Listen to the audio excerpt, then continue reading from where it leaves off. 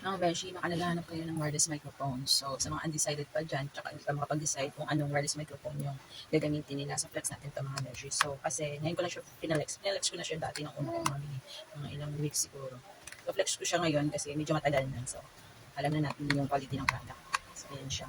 So, ito beshi, ang ganda niyang gamitin. So, ito ngayon nagsasalita ako, wala pa akong so, balik tayo mga beshi. So, wala pa akong gamit na wireless microphone. So, buksan natin ha. So, try natin kung ano yung pinagkaiba pag may gamit ka na ng wireless microphone na ganito.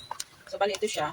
Marireceive mo kasama ng isang box. Pagbukas mo ito yung marireceive mo. So, yung pinili ko kasi yung may charging box na.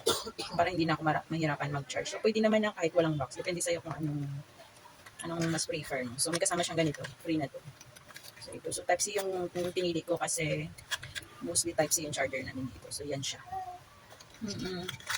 So, ayan mga beshi, try na natin, lagay natin yung receiver tsaka yung wireless microphone. So, para malaman natin yung pagkakaiba. So, at least matry nyo at makita nyo din yung product dito. So, depende sa inyo kung bibilihin nyo o hindi. So, try na natin yung receiver. Lagay ko na mga beshi.